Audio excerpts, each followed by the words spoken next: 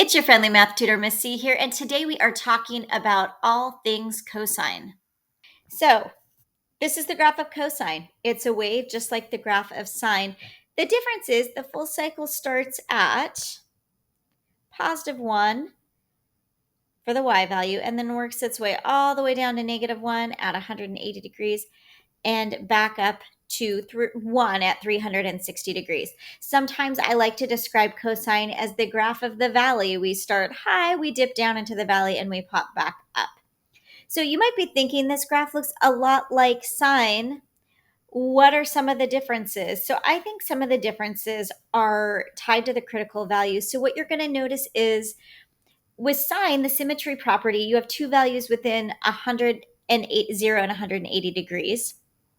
What you're going to notice here is we have symmetry about the y-axis with cosine. So we have the same value at 90 degrees as we do at -90 degrees. We have the same value, y value, at -180 degrees as we do at +180 degrees.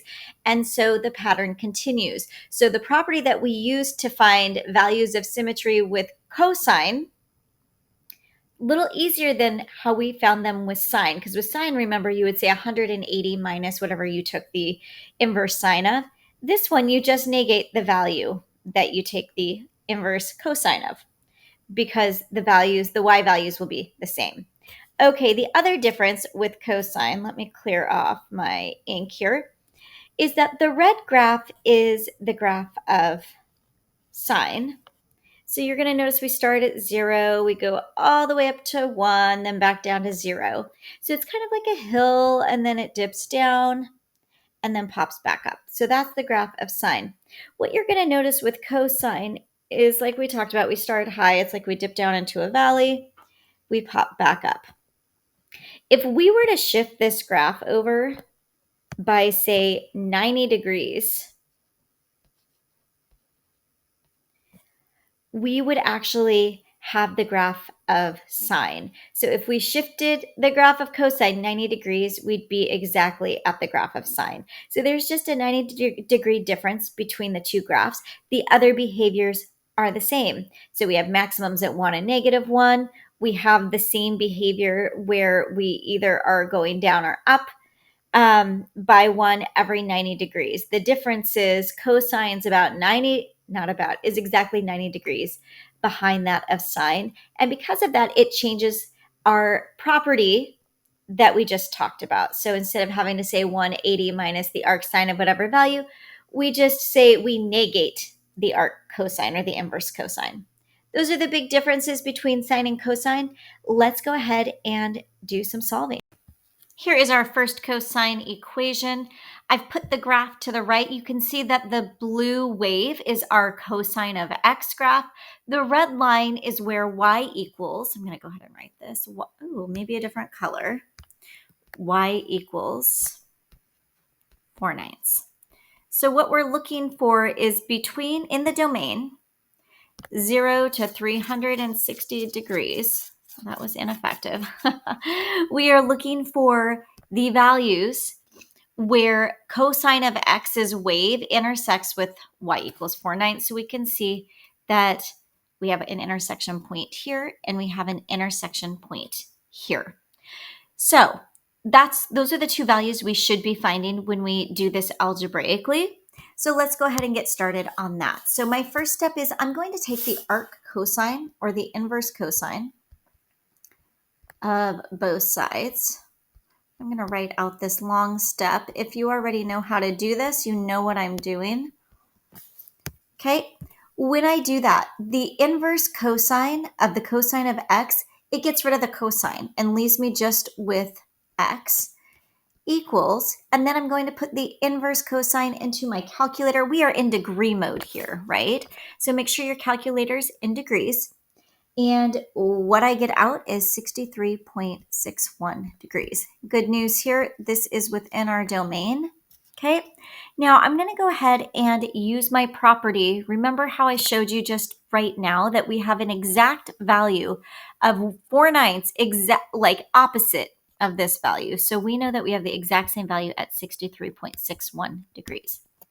Now, the challenge here is this is outside of our domain. So I'm going to go ahead and add 360 degrees. This is the period of our cosine function. This means that our wave repeats every 360 degrees, just like the sine wave does. So if we add 360 degrees, we should get the exact same y value. When we do that, we get x equals 269. Oops, not 269. Let's try that again. 296.39 degrees. So if we look back up at our graph, we can see that this is about 63.61 degrees.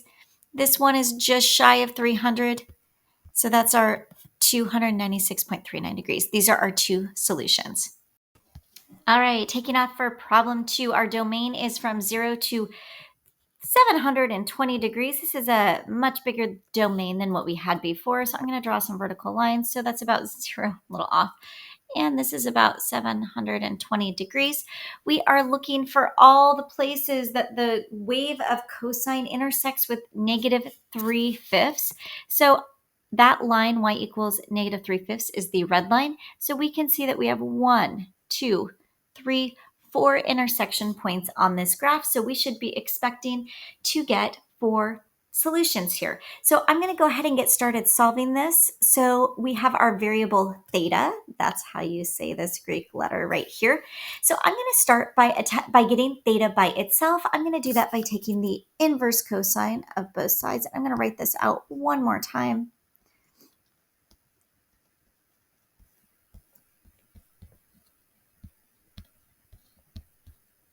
All right.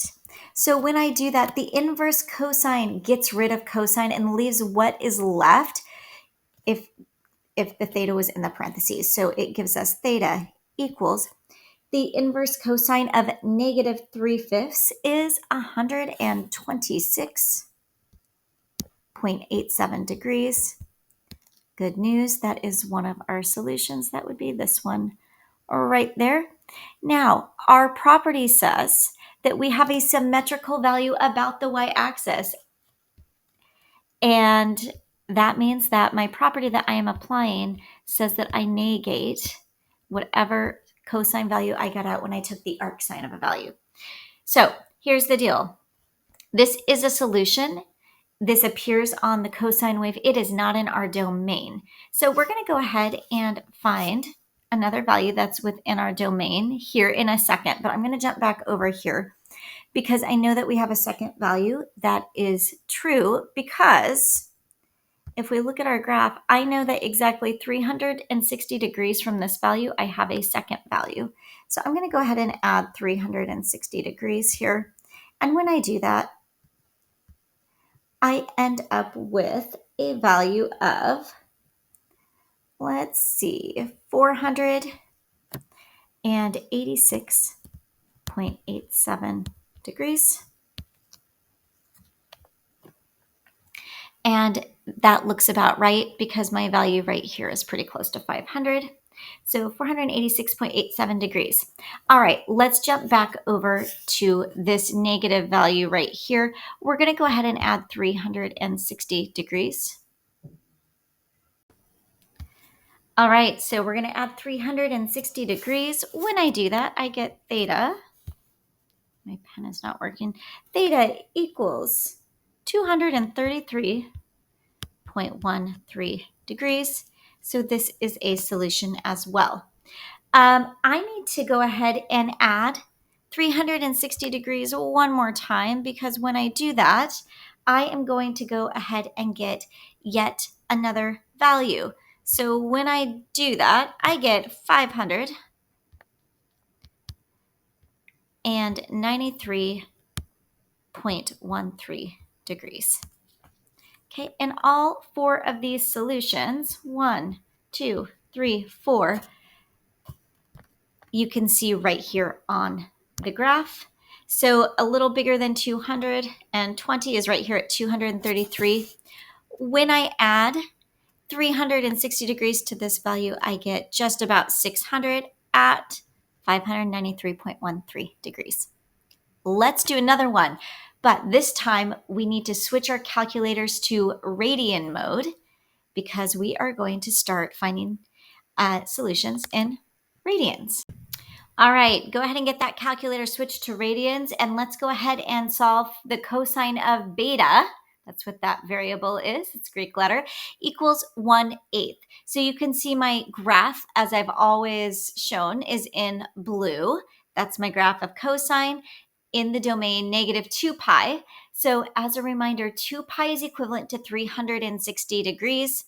So from negative 2 pi to positive 2 pi. So if we were in degree mode, this would be from negative 360 degrees to positive 360 degrees. These are just equivalent measurements, radians and degrees. A lot of people like radians because it makes your graph a little smaller, because when you're getting up into the thousands in degrees, that really stretches your graph out. So I'm going to say it one more time. Switch your calculator to radian mode because radians give you a different solution. You're going to notice that if this was a degree graph, we'd have 360 degrees. We're only up to a little over 6, right? Because pi is 3.14. So 2 full waves is approximately 6.28 radians. So it's a lot more compressed, but that also means we're going to be getting a lot smaller x values than we did in degrees. So that's why the switch matters. Okay, just for clarity's sake, I'm going to go ahead and circle the solutions we should have within 2 pi. We're looking where our cosine wave intersects with y equals 1/8. We are going to have 4 solutions. So let's go ahead and get started. I'm going to take the inverse cosine, or the arc cosine, of both sides. I've written that out multiple times, so I'm actually just going to say that when I do that, I'm left with b on this side. And as a reminder, you are putting this in your calculator. Even though we're in radian mode, the only thing that we change in our calculator is the fact that we are in radians, not degrees. It doesn't impact what we type into our calculator. So when I do that, when I take the inverse cosine of 1/8, I end up with beta equals 1.45. I'm going to go ahead and come over here and also say that beta is equal to negative 1.45 because that's our symmetry property. So what you're going to see is 1.45, I'm going to try to do this, is about right here. And its symmetry is right about, well, I'm really off there because I can't draw a straight line, is about right there. Okay, so these two are both solutions. Now, our property says that we can add or subtract our period. So in this case, because we're in radian mode, our period is 2 pi. So in this case, if I added 2 pi, or approximately 6.28, which, by the way, use your pi button. Don't use 6.28 when you're doing this. I'm going to end up outside of our domain. So I can't add 2 pi here. I'm going to subtract. Oops, I'm going to subtract 2 pi. So I'm crossing out my addition. Okay, when I do that, I end up with beta equals negative 4.84 rads. So that is a solution. And you can see that that's about right here. And then when I add 2 pi on this side, it's very interesting. When I do that, I also end up with beta equals 4.84 rads. Okay, so that is how you solve this problem. Let's do the next. This is our last problem for today. So we're going to notice that we are in radian mode because our domain is written in terms of pi. I have the graph for us on the right, and we can see that we are looking at where the cosine of alpha, that's this variable right here, intersects with the line y equals negative 2/11. So we have 2 intersection points, so we're going to have 2 solutions. So I'm going to start by taking the inverse cosine of both sides. When I take the inverse cosine of the left side, I get alpha out. And then just as a reminder, this is what you are writing or typing into your calculator. Again, make sure that you have switched your calculator to radian mode from degree mode because we are in radians. When I type that into my calculator is going to give me a value of 1.75. It's not in our domain, But we'll talk about that in a second. We also know that if I have a value of 1.75 on the positive side of my graph, I also have a symmetrical value on the negative side of my graph. This value actually is within our domain. So negative 1.75 is a solution. And in fact, it's that point right there, or that intersection point. And now we need to find our other solution. So if I added 2 pi to 1.75, I'm still going to be out of domain because that just makes the number bigger, and I'm trying to make it smaller. So I'm going to deduct 2 pi here. This is the same thing as if you were in degree mode and deducting 360 degrees. So when I do that, I get a value of alpha equals negative 4.53. Some people like you to write rads after this because we are in radians. But nonetheless, that is, let me grab a different pen color, this value right here. Make sure you pop these in your calculator to make sure that you have found the correct values, especially if you don't have a graph available for your use.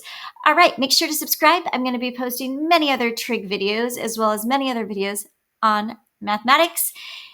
Till next time, y'all, remember, you've got this.